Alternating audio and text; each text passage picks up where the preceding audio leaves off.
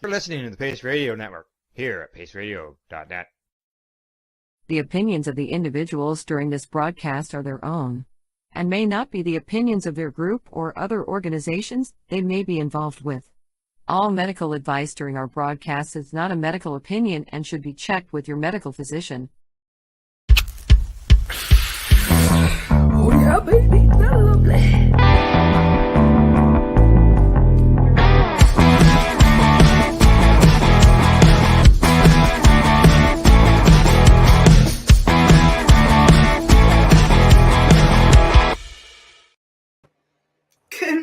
Good morning. It is September 21st, 2023. Good morning and welcome to Psychedelics and Cannabis Educational News, your cannabis and psychedelic news source found here at paceradio.net, cbgtv.com, and everywhere we stream, YouTube, Facebook, Twitter, like we're all over the place. Morning, Al.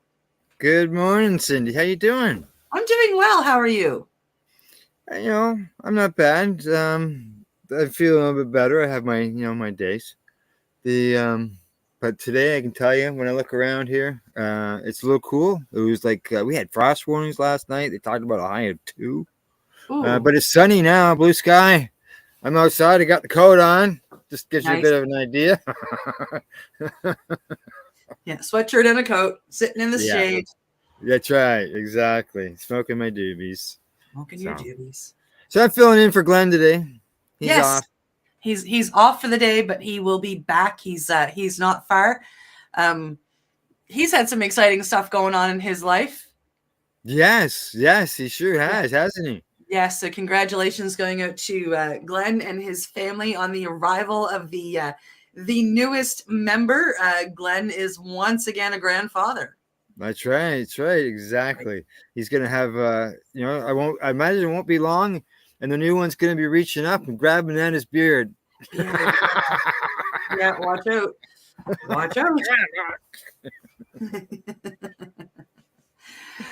We have 10 stories today.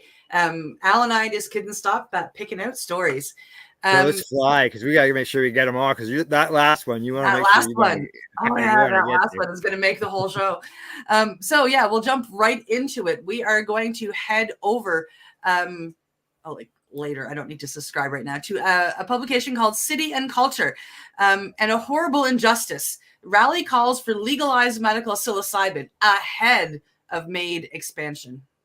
That's right. A rally outside the BC legislation in Victoria is calling for legalization of medical use of psilocybin. The event, organized by the Victoria Association of Psychedelic Studies and Therapeutic Psilocybin nonprofit Theraspil, comes ahead of the planned expansion of medical assistance in dying, which is MAID, to cover people with only mental symptoms, which is set to pass into federal law next spring. People are going to have their medically assisted death covered by government funding, but they won't have their psilocybin therapy covered or their cannabis therapy covered, says Dr. Copy, who's the director of VAPS. And psychology student at the University of Victoria. It seems like a horrible injustice in the long lens of history and just in basic medical ethics. Currently, people who want to try to use psilocybin or MDMA legally to treat mental illness have only a couple of options: finding a research trial, which is not that easy to do, or applying to the federal Special Access Program, SAP, which I got words on that one too, right? Yeah. While there is some framework in place to help streamline psychedelic SAP applications, requests are approved on a case-by-case basis, and there's no guarantee applications will be accepted or seen or replied to. Or the fact that you won't wait a year and a half to be told no. It's a terrible and inefficient process. They say at one point, all SAP requests were getting denied, and then a couple of months after, they were all getting approved and then denied again. It's all this back and forth with the bureaucrats in Health Canada, even though doctors and therapists of these patients are fully for the treatment. The rally, which began at 1 p.m. because this was about 5-6 days ago, featured speakers from VAPS and Theraspil advocating for expanding legal access to psilocybin to help treat mental awareness. The core premise is that if the government will pay for people with treatment-resistant mental illness to have a medically assisted death due to implacable suffering, individuals should be able to access all kinds of treatments that might be able to relieve their conditions. Studies have found psilocybin-assisted therapy, taking the substance in conjunction with, talk therapy sessions, is often very effective at tackling conditions like depression and anxiety and so much more, and can have long-lasting positive effects. Therefore, activists argue, if more people are going to be eligible for MAID, they should be eligible for therapy that could cure their need for MAID. It's a demonstrative effort to voice the gross injustice of this sort of health policy and legislation, as well as to call attention to this. Yeah. He stresses that while doing psychedelics recreationally or without supervision can have positive effects on mental health, they are lobbying specifically for the combination of psilocybin with more conventional therapy. He goes on to say that the treatment is the psychotherapy in conjunction with the medicine. Medicine is not the treatment. When we get psychedelic therapy coverage, you don't get the cost of the medicine coverage. You get the cost of the drugs plus the time of the therapist. Yeah, so he's strongly advocating for talk therapy along with the psilocybin therapy. And as honestly as somebody that has, been working towards beating her PTSD and winning the fight since I found serious psychedelics, I agree. It's not just the medicine, it's the talk therapy that comes with it. More actions are planned in the future, he adds. We really hope to do something like this again in the next 3 to 4 months and do it while the parliamentary legislation is in session, he says, and have not just pharmaceutical companies representing something that is at its core a pretty grassroots thing. Yeah. Yeah. So it was September 15th, just so you know, at 1 p.m., and I hope that they do have more rallies as time goes on. I am somebody that honestly, I would love to join in on those rallies. I wish I had known about it ahead of time. I'm not sure I would have been able to make it to BC, but I could have definitely at least been there, in heart and thought. Yeah. Or maybe have known about them, and maybe if, I don't know how, I guess that was just at that place, but those things tend to grow, like the 420 rallies. I remember there was only one. Yep. Yeah. Here in Ontario. We can, even if it's only me outside here in Halifax, I definitely think I've got a strong voice. I've been there, done that, and I want to get to that last story. So I'm going to be quiet now and head on to the next story. We are heading to Stratcan. Cities in BC still asking for their share of cannabis tax. That's right. BC's Lower Mainland are asking for what they say is their share of cannabis excise tax revenue from the province. In a resolution to be considered at this week's annual Union of BC Municipalities Convention, the government of Port Moody, with support from the Lower Mainland Local Government Association, is calling on the provincial government to share up to half of its portion of the federal excise tax. The resolution could be considered this week at the convention in Vancouver, held from the 18th to the 22nd. The federal government provides 75% of the excise tax it collects when cannabis producers sell into a provincial market or through the medical market. The federal tax is collected at a rate of $1 per gram or 10% of a producer's selling price, whichever is higher, of course. The federal portion of cannabis excise tax revenue is capped at $100 million a year. Under an agreement first signed prior to legalization, provinces successfully argued they would need to deal with the bulk of enforcement and regulations when it came to cannabis, especially municipalities, and should therefore get a large portion of the federal tax. But municipalities in some provinces, including BC, say that they have not received that tax money. A representative of BC's Ministry of Finance explains that the excise tax is remanded to the federal government by a licensed cannabis producer and is then distributed back to the provinces from the federal government. This cannabis excise tax revenue then goes into the province's consolidated revenue fund for programs like healthcare, education, and childcare. As of September 1st, 2023, BC has received $226.99 million in federal excise tax duty payments on cannabis since March 1st, 2019, 6.42 in 2019, 24.84 in 20, 51.34 in 21, et cetera, et cetera. In 2020, the Union of BC Municipalities, the UBCM, said a survey of their membership showed 11.5 million per year in local government and criminal costs for the 3 years following cannabis legalization. So they're saying it cost them $11.5 million to deal with cannabis legalization. Wow. Per year. Yeah. Earlier this year, a representative of BC's Ministry of Finance said the agency had not provided any of this tax revenue, but they are in talks on the subject with the UBCM as part of the long-term plan. Now, they say, ministry representative says, in general, provincial taxes, including PST revenue, flow into the province's consolidated revenue fund to provide the programs and services people rely on, such as healthcare and education. To date, the BC government has not provided any excise tax revenue to local governments.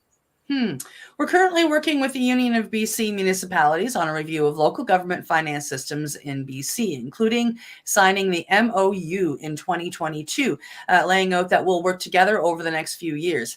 Cannabis revenue sharing is one of the items we will be looking at over the long term. As the cannabis market continues to mature, we are working cooperatively with UBCM through the process to promote local government's financial resiliency. Although the resolution notes that several other provinces, such as Ontario, Quebec, and Alberta, have shared this revenue with their municipalities, the BC government has never made a commitment to do so. I read ahead and read that, and I thought, really? They never ever made a commitment. Wow. Well, this is the resolution. They say that whereas the Canadian federal government has clearly stated its expectation that provincial cannabis tax revenue be shared with local governments, and such revenues are currently being shared between the provinces and local governments in Ontario, Quebec, and Alberta, but not in BC. And whereas the sharing of cannabis tax revenue will provide much needed funding for local governments, therefore, be it resolved that the UBCM asks the province to share up to 50% of the provincial revenues generated from the production and sale of cannabis products with BC local governments. Yeah, look at, they've said they raised it 2016, 2017, 28, like every year but 2021. Yeah. It's been a problem. Yeah. Cities and other provinces have raised similar concerns about what they say is their share of the federal excise tax from cannabis. Earlier this year, municipalities in New Brunswick were asking for 25%. In 2021, the Association of Manitoba Municipalities released a position paper that called the province to share 25% of its cannabis tax revenue with its municipalities. More recently, the provincial government of Manitoba said there were few social costs with legalization. The same issues were raised with the association pre-budget plan. The report that the Federation of Canadian Municipalities, the FCM, said the municipal administration and local policing costs related to legalization will total 3 to 4.75 million per 500,000 residents, representing a range of approximately 210 to 335 million per year in costs incurred by municipalities across Canada. Now, I see there's a second resolution. It has to do with the fact it calls for the change to the Provincial Cannabis Control and Licensing Act that would allow cities and Indigenous governments to opt out of giving the province feedback on retail license application. Yeah. Interesting. All righty. Yeah. Onwards. There we go. Interesting. Yeah. Yes, I'm clicking buttons. I'm on my I know. We gotta get to that 10th story. So my mouse doesn't want to keep up with me as much as I want it to keep up with me. On to the next story. It's coming to us from locally, the CBC, and local to me. 345 bags of suspected cannabis seized at Halifax port, the CBSA says. Yeah, wow.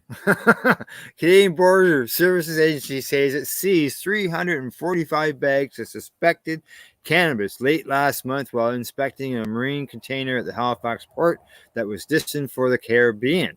The agency said in a news release Tuesday that it found 165 kilograms of suspected cannabis concealed throughout the container during a search on August the 29th.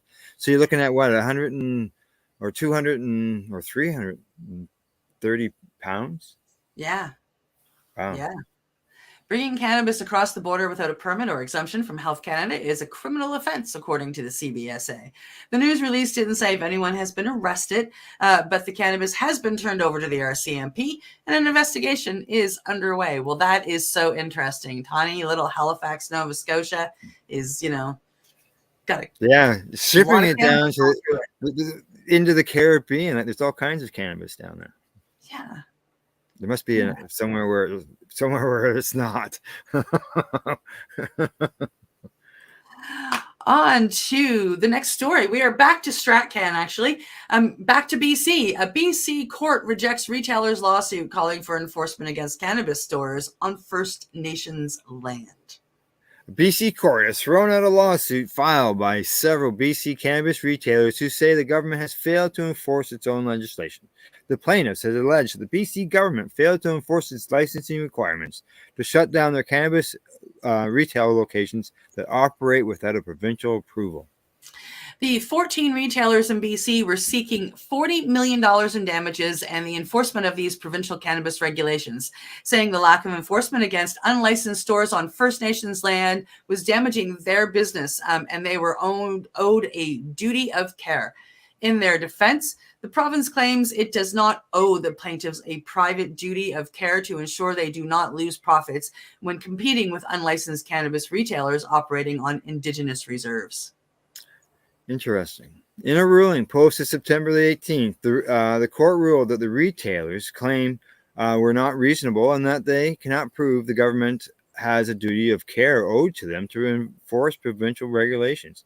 Although the court does not dispute that provincial law states all cannabis retailers in the province must be licensed by the BC government, it ruled that the government does not have positive duties to enforce its regulations, noting that they are discriminatory enforcement powers. The judge in the case writes, the discriminatory exercise of these enforcement powers that takes reconciliation that with Indigenous people into account is neither unusual or surprising. This is because whenever such powers are conferred by statute, it is expected that decision makers will balance many competing rights and obligations beyond the obligation to enforce the law. These considerations include the government's obligation to bring about the reconciliation of Indigenous and non-Indigenous peoples through negotiation. The lack of enforcement of provincial cannabis regulations by provincial authorities constitutes a breach of public trust and negligence of duties, argues the group of retailers. Whoo, boy, I could say a lot to this. In the past, BC ministers of public safety noted that the province has been hesitant to enforce its own laws in relation to cannabis stores on First Nations lands due to the potential of exposing the province to a wider lawsuit dealing with jurisdictional challenges. These challenges could have the potential to extend well beyond cannabis regulations. There's so much leading provinces on the, and the federal government to more causality. I mean, it's like, man, go after the First Nations for any reason right now. Dare ya? You want to see the government fall fast? Because, right now, it's bad. Yeah. They can't do anything against the First Nations, and I think that's good. It's about time the First Nations have been standing up and reclaimed their power. Yeah. Many First Nation community leaders argue their own authority to manage cannabis sales and even production. Some legal experts and activists have also seen the potential to utilize the issues surrounding cannabis licensing as a way to highlight overarching and historically jurisdictional challenges to both federal and provincial laws. Rather than prioritizing the enforcement of provincial retail cannabis regulations in First Nation communities, the province has focused on assisting communities to express an interest in creating opportunities within the provincial regulated market. These include a recent addition to the province's regulation, Section 119, which allows the province to enter into sales agreements with First Nation communities operating within the provincial and federal regulations. Some retailers have expressed frustration that numerous unregulated cannabis stores operating in BC with no provincial enforcement are undermining their ability to operate profitably. Retailers note that they have spent years obtaining a provincial license and paying a significant amount of provincial taxes, making it impossible to compete with unregulated retailers. The issue has been especially felt in BC's interior region, where some estimate more than 100 unregulated retail stores operate. Mm. I mean, I like, can tell you, I got you. Well, you know where I live. yes, An hour to the east, and an hour to the west. Combined on two reserves, I'm going to say that there is over 100 stores. Oh my good Lord, there are 2 green miles that I insist on visiting when I'm there in Ontario. Probably the same two that you're talking about, right? Like, I mean, 100-ish stores between the two places. And it's absolutely wonderful. And then if you include all the legal stores that are close to those 2 particular green miles, as they're called, there are just an absolute ton of stores. And as somebody who I honestly shop at all of them, I will go to where I can get the best cannabis at the best deal for me, right?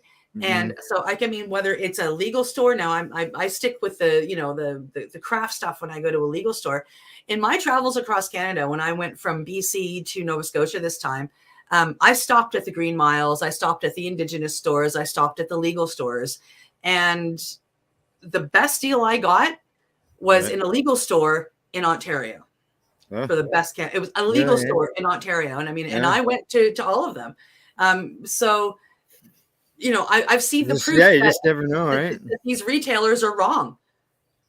Do you know what I mean? Like, these retailers out in BC are wrong because like, all of the stores in Ontario are thriving, and there's tons of both. Well, there's like 1,700. There's 1,700 retail stores in Ontario. Never mind, and then add the Indigenous stores on top. That's right.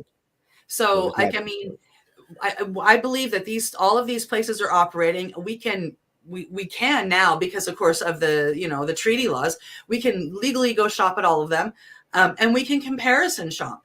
And there are some things I buy legally, and some things I'll buy at the Indigenous stores, and here in Nova Scotia as well. Because, like I say, I'll go for the best deal for the best product, and there are products that the Indigenous stores have. Like, I mean, I'm sorry, they're going to kick the legal stores' butt, especially when it comes to edibles.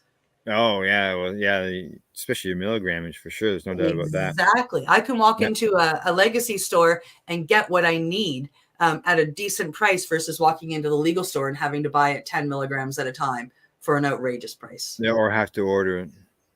So, yeah. Right. Yeah. Some retailers have expressed frustration that numerous unregulated cannabis stores operating in BC with no provincial enforcement are undermining their ability to operate profitably. Retailers note that they've spent years obtaining a provincial license and paying a significant amount of provincial taxes, making it impossible to compete with unregulated retailers.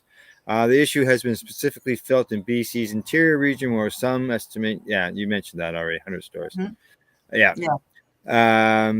Mike Morris of the BC MLA of Prince George Mackenzie and the official opposition critic for public safety and Inspector General has raised the same concerns, and they say that our view of the claim that's being advanced is that proper enforcement by the government of BC will benefit all of British Columbia's communities, both on reserve and off reserve, according to David Milosevic of Milosevic Vix LLP, the legal team for the plaintiff.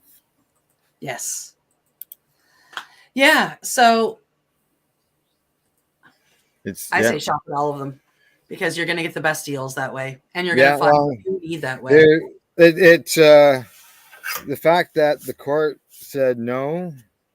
That is, I think that's shows some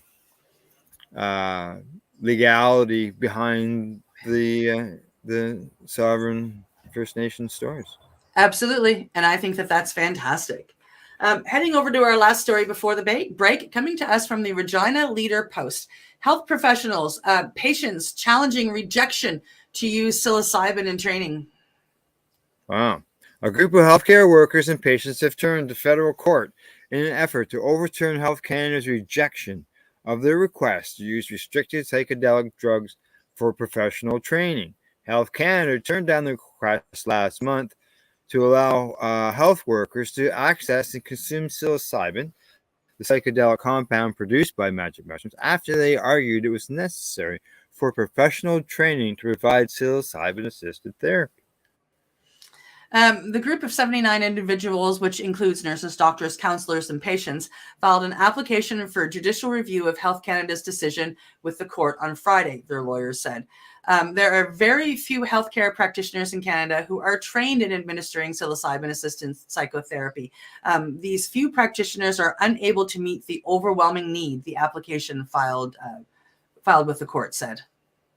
Many patients are unable to receive treatment. Many more are unable to even begin the process of seeking treatment because there are not enough trained healthcare practitioners. The health professionals are arguing that experiencing the restricted drug themselves is needed to safely provide psilocybin-assisted therapy to patients. That's absolutely true. If you haven't been there, you shouldn't be serving it. Their case comes after a similar application for jurisdiction review on behalf of 96 health professionals was argued in federal court in March. A ruling in that case is still pending. Nicholas Pope, the lawyer representing healthcare workers and patients in both cases, said the last legal effort involves Thomas Hartle, a 54-year-old from Saskatchewan, who was the first person in Canada granted permission to undergo psilocybin-assisted psychotherapy. Hartle has stage 4 terminal cancer and suffers from end-of-life distress. Pope says, what he's found is he needs treatment about every 3 to 6 months because it starts to wear off. Now he's unable to get further treatment because for each of his past treatments that has been approved by Health Canada, he's had to fly from his home in Saskatoon to BC. Oh, don't move around, screen, for treatment. Pope said it is difficult for Hartle as a terminal cancer patient to keep traveling to BC for treatment. Now he's unable to continue getting this treatment because there are no adequately trained practitioners close to his home in Saskatchewan, the lawyer said. In an affidavit filed with the court, Hartle writes that the psilocybin-assisted therapy has been effective for him.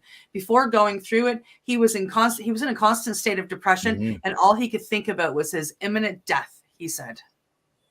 Now, Health Canada did not respond for a request for a comment, but psilocybin-assisted psychotherapy involves ingesting consciousness-altering substance like psilocybin in a clinical setting as part of a more traditional psychotherapy. A trained, licensed clinical practitioner then provides therapy that guides patients as they experience the effects of the psychedelic. Several peer-reviewed studies have found such psychotherapy can safely and effectively treat patients dealing with psychological and physical pain that is otherwise treatment-resistant. In 2020, Health Canada started granting exemptions under the Controlled Drugs and Substances Act to patients suffering from end-of-life psychological distress, treatment-resistant depression, and major depressive disorder. In the previous case, in March, Pope argued in court that Canada was violating the rights of hundreds of patients by creating a barrier for doctors trying to get training on how to provide the therapy, growing the backlog of patients looking to access therapists offering the treatment. Yeah. Just so we can catch that last story, I'm just going to close this story off here with the last line here. It says, in March, a lawyer for Health Canada argued that Health Canada hasn't seen evidence that therapists ingesting the psychedelic trains them to provide more effective treatment. Just because I really want to get to that last story, I'm going to just go on and say it's now break time and we get to go medicate. And I think that that's a good thing after reading that story. So Al and I will be right back after a sesh. You are watching Psychedelics and Cannabis, educational news source here at paceradio.com and CBG TV. You're listening to the Pace Radio Network here at paceradio.net. When you have a pain that's reached its peak, Legacy for 20, it's so unique. If organic cannabis is what you seek, here's your trusted partner 7 days a week. Suppository salves, vapes and drops, topicals, edibles, infused pop. Just when life seems like it ain't easy, at Legacy 420, enjoy a pop freezy. Lab-tested products, make them the GOAT. Legacy 420 out on your road. Legacy 420 in Tyendinaga Mohawk territory. Indigenous organic cannabis at its finest. Let's share Pace everywhere. That way it can help create peace people everywhere advocating cannabis education. Are you looking to get your medical cannabis grow license? Limestone City Hydroponics can help patients through the process of obtaining their license to grow medical cannabis. What's that? You don't have a doctor. If you meet the medical criteria, Limestone City Hydroponics has a nurse practitioner who can assess and provide medical cannabis prescriptions. What are you waiting for? Contact Limestone City Hydroponics at limestonecityhydroponics.ca or call them at 613-548-0420.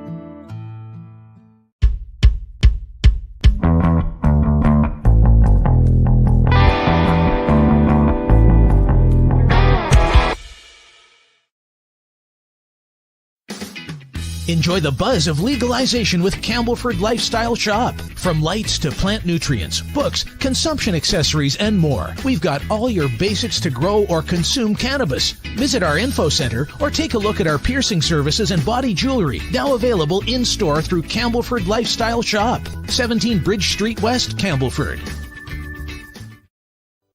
PACE Radio is the People Advocating Cannabis Education Radio Network.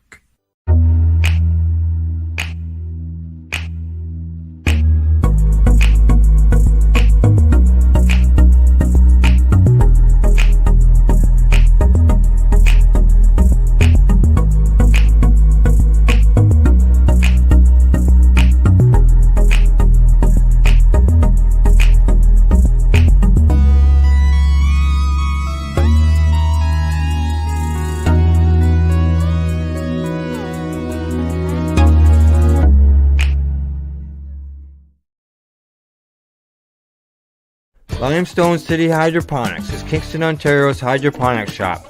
Take your growing to the next level and create the optimal environment with a tent kit, or maximize your yield with an ebb and flow flood table kit. Either way, Limestone City Hydroponics has more sizes and options to fit your needs.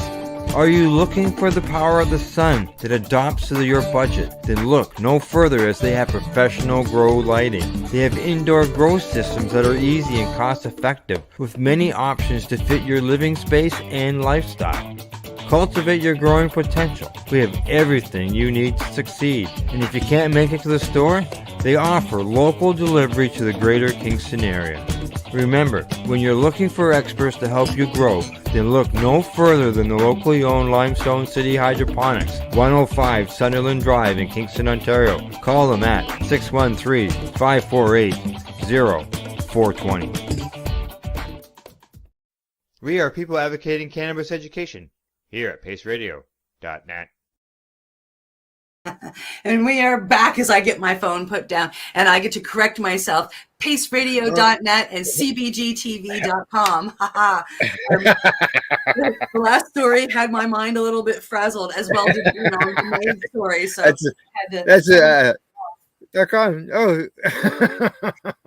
she was upset. We're back from the medication session, and I'm feeling much better now. And we are live here on Facebook, YouTube, Twitter, Boxcast, and paceradio.net and cbgtv.com. And that always up for a good laugh, right?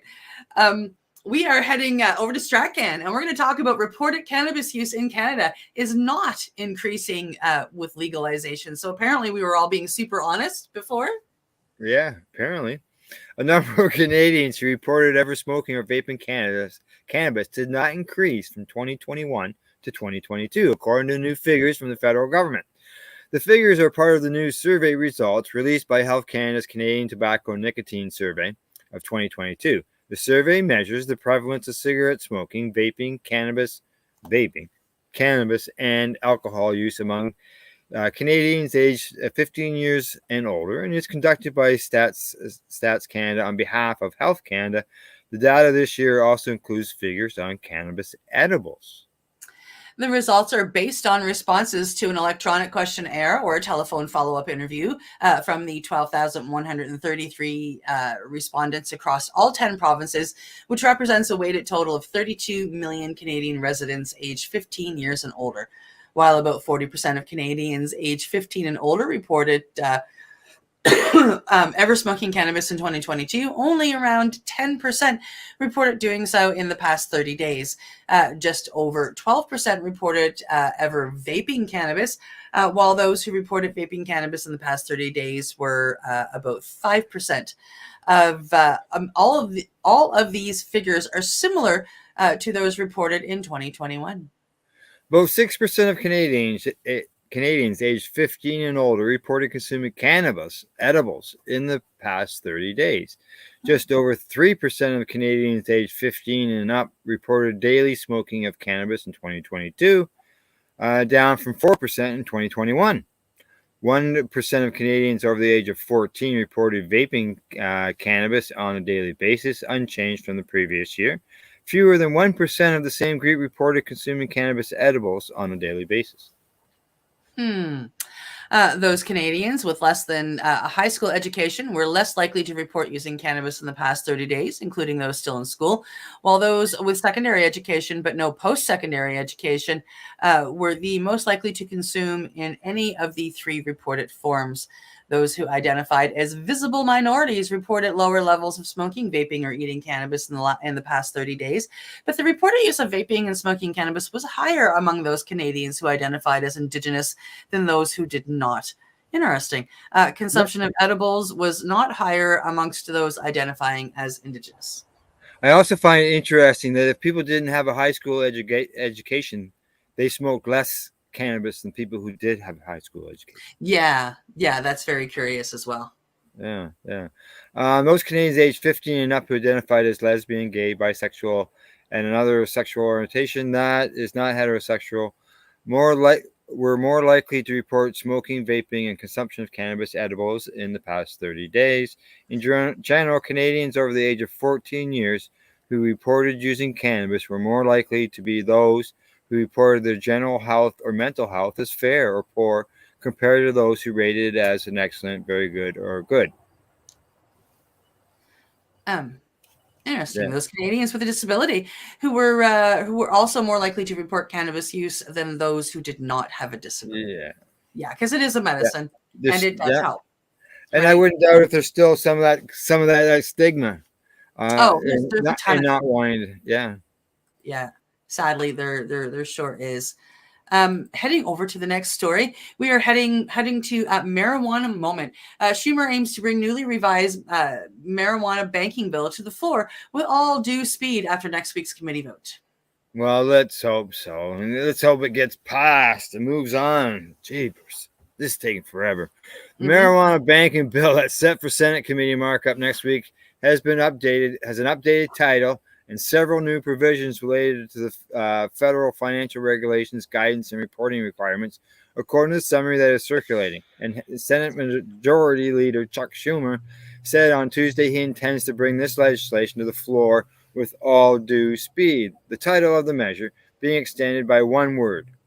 The bill that's being circulated ahead of the Senate Report Committee vote is now being called the Secure and Fair Enforcement Regulation. It's Safer Banking Act instead of the Safe Banking Act. It's safer. Importantly, the summary, first reported by Politico, offers a first look at the types of compromises senators appear to have made in order to bolster the bipartisan buy-in.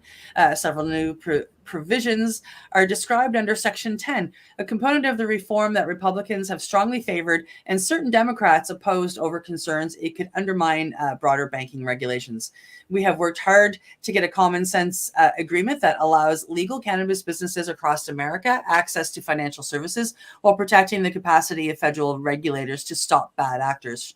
Schumer said in a statement shared with Marijuana Moment on Tuesday, this legislation will improve public safety, protect small businesses, and finally achieve action of cannabis reform. I intend to bring this legislation to the floor with all due speed.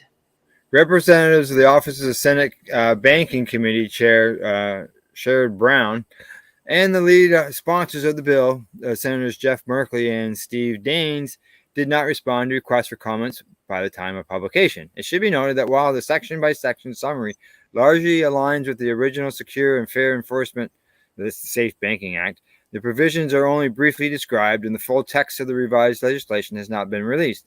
Accordingly, it's difficult to assess the substance and the scope of the changes. The summary of the first new subsection of Section 10 says that it provides that while federal banking agencies have a duty to ensure that banks and credit unions are operating in a safe and sound manner, personal beliefs or political motivations used to restrict access to financial services for lawful businesses have no place at a federal banking regulator. On the one hand, this seems to reinforce a policy position supported by GOP members who have sought to use the cannabis bill as a vehicle to prevent financial regulators from discriminating against certain industries, such as the gun trade and lending institutions. But Kat Packer, the vice chair of the Canadian Cannabis Regulators of Color Coalition and director of drug markets and legal regulation at the Drug Policy Alliance, told Marijuana Moment on Tuesday that there's another interpretation of the summary that could also support social equity objectives, such as those she proposed as part of the recent report on opportunities to improve the marijuana banking legislation. While the provision may have been designed to appeal to GOP members, the language can work towards both ends, Packer says. I do think that there's generally in line with the CRCC and the DPA have been advocating, just recognizing in part that banking is extremely discretionary, she said, and banks have had the opportunity and will have the opportunity to make a discretionary decision about who they bank. Historically, it's been minority, Black, and Brown communities who have been underbanked. The last three subsections of Section 10 also appear to be new, and two of them similarly appear to be at least partly responsive to policy recommendations prompted by equity advocates. Subsection F would require federal banking regulators to work with state banking supervisors and the secretaries of Commerce and Treasury, and within 2 years of enactment, promulgate tailored rules or guidance to increase access to deposit accounts for businesses and consumers and customers, and to enable banks and credit unions to more effectively maintain customer relationships, especially for those in rural, low, and moderate income areas, tribal communities, and unbanked businesses and consumers. The description of the increased access and focus on unserved communities is welcomed by the advocates, though, again, the actual text is not yet available. Subsection D would require the Federal Deposit Insurance Corporation, the FDIC, to conduct a biennial survey and report to identify barriers to accessing deposit accounts for small and medium-sized businesses. The changes run along the same vein as what equity advocates have encouraged, Packer said. I'm interested now to see the specific text of these provisions, in part because I think that they are well aligned with some of the points that we've been raising. Yeah, exactly. Another potential change to the bill is the mention of tribal communities in Section 10 and 11, which require federal regulators to submit a report to Congress on access to banking for historical unbanked communities. Tribes are now listed beside minorities, veterans, women, and state-sanctioned cannabis businesses as subjects of that report, which is not the case in the Safe Banking Act as introduced. There's also another summary of a new subsection of Section 10 that says it establishes a rule of construction that does not limit the ability of the federal banking regulator from identifying or discussing issues with the depository institution's financial condition, governance, consumer protection, internal controls, unsafe or unsound conditions, the Bank Secrecy Act, anti-money laundering, or countering the financing of terrorism. All told, if the summary does represent the latest bipartisan agreement, it appears that the proposed additions could satisfy both sides of the aisle, with Section 10 kept intact, as Banking Committee member Senator Kevin Kramer said this week, but also with new provisions to promote equity in the financial system. Fingers crossed. Fingers crossed. Just so you know, we're getting thumbs up from KNC there on YouTube. Nice. We have a few more stories left. We will head to the next one once I click the right button. It is coming to us from Sections. Reliable cannabis breathalyzer remains elusive for researchers. A reliable breathalyzer to detect recent cannabis use and the impairment will be a critical tool for law enforcement officers. However, it does not currently exist, according to a study published in the Journal of Breath Research. The researchers in the study, a collaboration between the National Institute of Standards and Technology and the University of Colorado Boulder, used an impaction filter device to collect breath arsenal samples from cannabis users 1 hour after cannabis use. The samples of the 18 study participants were evaluated using liquid chromatography with tandem-based spectrometry. During the study, a total of 42 breath samples were collected between November 2020 and May 2022. Cognitive and psychological tests of intoxication were also administered. In order to get baseline values, samples were collected at 4 weeks and 15 minutes prior to use. Interesting. The research team used a mobile laboratory to take blood and breath samples and administer the battery of tests, which allowed them to evaluate study participants at set intervals without directly handling or administering the cannabis, which still remains illegal for researchers at the federal level. Study participants were instructed to purchase a specific strain of cannabis flower with 25% with 25% THC and smoke it in their home while the mobile unit parked outside their residence. Study results revealed that although the breathalyzer was able to collect breath data and quantify THC levels, it could not reliably indicate whether a person had recently used cannabis. The breathalyzer technology detected THC in 31% of the baseline values 4 weeks before cannabis use. Oh. In 36% of the baseline values 15 minutes before cannabis use, and in 80% of the samples taken 1 hour after cannabis use. In 3 study participants, THC was not detected in breath or blood samples. Overall, the findings are similar to the results seen in a handful of other studies with different devices, sampling methods, and varying patient characteristics. Our results do not support the idea of detecting THC in breath as a single measurement could reliably indicate recent cannabis use, the authors of the study wrote. In our pilot research, we found that in regular cannabis users, their breath around an hour after use is not looking a whole lot different than their baseline measure on days that they haven't used at all, said Cinnamon Bidwell, who's a PhD assistant professor in the Department of Psychology and Neuroscience at CU Boulder. When compared to alcohol breathalyzers, research from the NIST have previously shown that 1 million times more ethanol is released per single breath than THC exhaled in 12 breaths. The THC is also lymphophilic and often gets stored in adipose tissue, leading to longer and non-uniform release into the bloodstream, leading to complications correlating THC levels with recent cannabis use. Yeah, they did a similar study here in Canada, and I got to be part of it here in Nova Scotia. And it kind of found the same thing. I tested the exact same before and after cannabis use when I went in to see them. Okay, we got 10 minutes. We got 2 stories. Let's get out of here. Okay. Marijuana moment. Healthcare provider will offer coverage for ketamine treatment on employee insurance plans nationwide. Nice. The soap company, Dr. Bronner's, made headlines last year when it offers psychedelic assisted therapy to workers through its employee health plan. Now the healthcare nonprofit that covered the treatment is expanding the offering to patients across the country. Enthea, which bills itself as the first and only licensed provider of health benefit plans that covers psychedelic assisted therapy, announced Wednesday the national availability of ketamine assisted therapy as an available employee benefit. Wow. Nice. Employers interested in offering the ketamine therapy as a covered treatment, the company said, can simply add it as an ancillary benefit, similar to dental and vision offerings.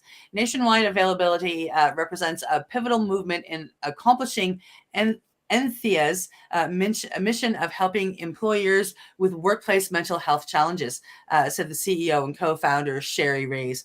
Our services at Enthea make it easy on businesses to embrace this safe and effective treatment offering for their employees. And we're proud to have the potential to impact the millions of people in the U.S. living with mental health conditions. The company said in a press release that the expansion is possible because of new partnerships that expand Enthea's provider network, including the Skylight, Psychedelics, and Interwell. The 2022 partnership with Dr. Bronner's is in which the soap company offered free ketamine-assisted therapy to all benefit eligible employees through Enthea, led to about 7% of the company's workforce signing up for the employee-provided benefit. Generally, the results were positive. The employees who received ketamine treatment reporting dramatic improvements in their mental health, according to the findings released last month. That's awesome. Workers who completed the treatment sessions, which were facilitated by the San Diego-based Flow Integrative, said that the dissociative drug improved symptoms of post-traumatic stress disorder by 86%, major depressive disorder by 67%, and anxiety by 65%. That's amazing. Partnering with Anthony to offer ketamine-assisted therapy to our workforce is something that I'm especially proud of. CEO David Bronner, a frequent supporter of drug reform, said at the time, while not everyone experiences such deep healing, many of our team members have reported dramatic improvements in their lives as a result of ketamine-assisted therapy. We hope to inspire other companies and organizations to also partner with Enthea and offer this benefit to their staff. Just so you know, I lost where we were. So okay. Many experts have already viewed the drug. You find that I'll just keep reading this paragraph.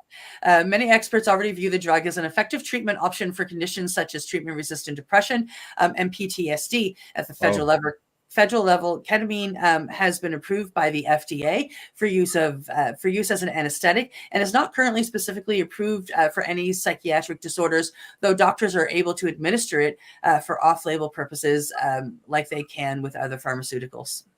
Ketamine is a very valuable tool for therapists trying to help with these disorders. Dan Rome, Enthea's chief medical officer, when program mental defenses are lowered, more patients are able to get to the root of their problems. This can result in long-term relief. There is also an FDA-approved nasal spray called ketamine that produces similar effects and is authorized for the treatment of treatment-resistant depression. Both it and ketamine itself are classified under Schedule 3 of the Controlled Substances Act. I'm watching our time. Our time. Regulatory situation means that coverage through the mainstream insurers can be difficult or impossible, despite clinics that administer the substance operating in states from Alabama to Washington. National Institute of Drug Abuse, the NIDA, Director Nora Volkow said in 2021 that existing research on the benefits of ketamine for treatment-resistant depression has been an eye-opener, and that more studies are on the way. We have been funding research that is ongoing on ketamine for opiate treatment and also ketamine for pain. We need to learn from what the evidence is showing us, Volkow says. If we can use ketamine for the treatment of severe depression in a way that is safe, this is an example of really that we can use drugs that we thought were dangerous and use them in ways that are therapeutic. Yeah, exactly. Let's end that there. I think that was a good way to wrap that up. A great way to end that one. Now we get to this final story that we got you all excited about at the beginning. I'm actually kind of excited about this. Coming to us from Greek Reporter. A herd of sheep eat 100 kilograms of cannabis in Greece. Oh, I know. Really, ate 220 pounds of cannabis. These sheep ate. Oh my God. Oh, well, let's find out if buzzed. Did they get buzzed or what? Let's find. I haven't read the story. I just read the headline and went, oh my God. It's hilarious. Yeah. A herd of sheep grazing in the semi-flooded plain of Thessaly, Greece invaded a greenhouse that was cultivating medical cannabis and ate around 100 kilograms, according to the report. The incident happened near the town of Elmoros in Magnesia, the newspaper GR website reports. Sheep develop strange behavior after feeding on cannabis. As the sheep developed strange behavior shortly after grazing, the shepherd realized that the sheep had eaten a large part of the crop.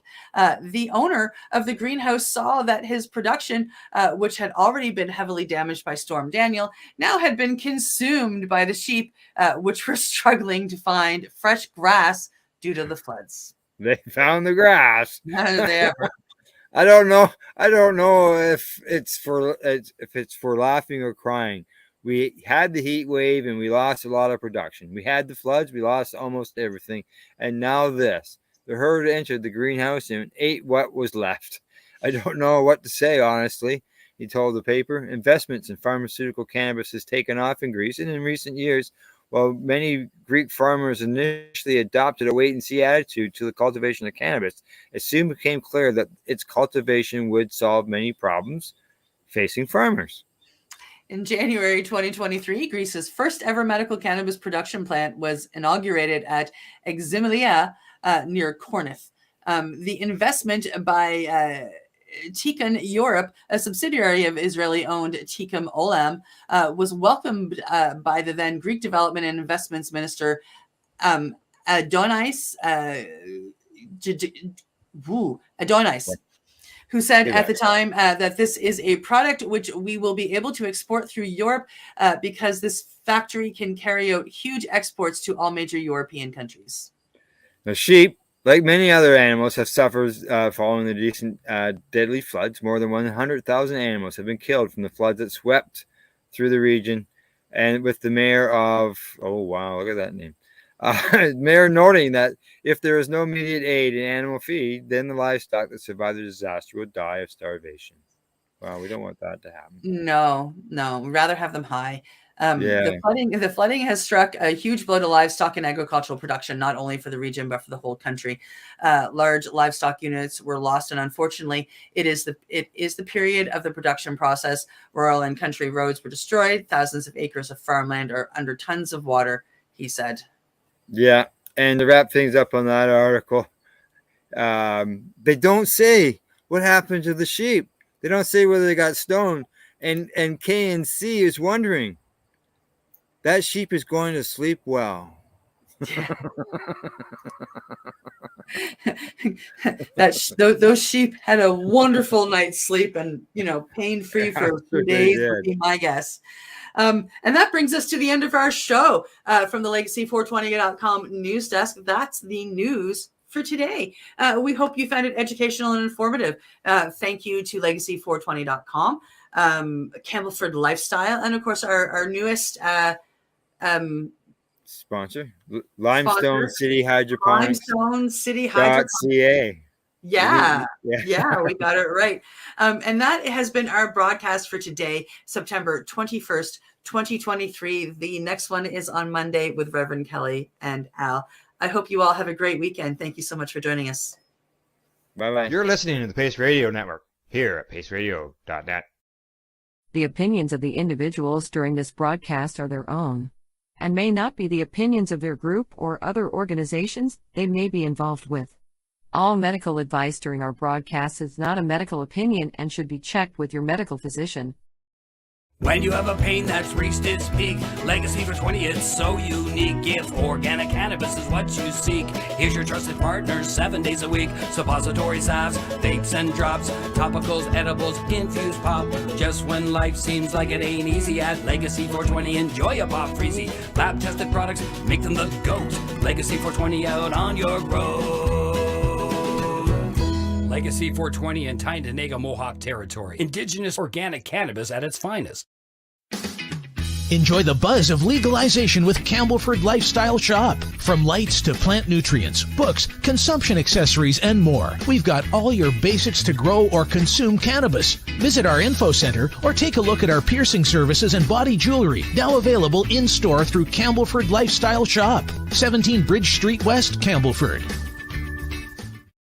Limestone City Hydroponics is Kingston, Ontario's hydroponics shop. Take your growing to the next level and create the optimal environment with a tent kit, or maximize your yield with an ebb and flow flood table kit. Either way, Limestone City Hydroponics has more sizes and options to fit your needs. Are you looking for the power of the sun that adapts to your budget? Then look no further, as they have professional grow lighting. They have indoor grow systems that are easy and cost effective, with many options to fit your living space and lifestyle. Cultivate your growing potential. We have everything you need to succeed. And if you can't make it to the store, they offer local delivery to the greater Kingston area. Remember, when you're looking for experts to help you grow, then look no further than the locally owned Limestone City Hydroponics, 105 Sunderland Drive in Kingston, Ontario. Call them at 613-548-0420. We are people advocating cannabis education here at paceradio.net.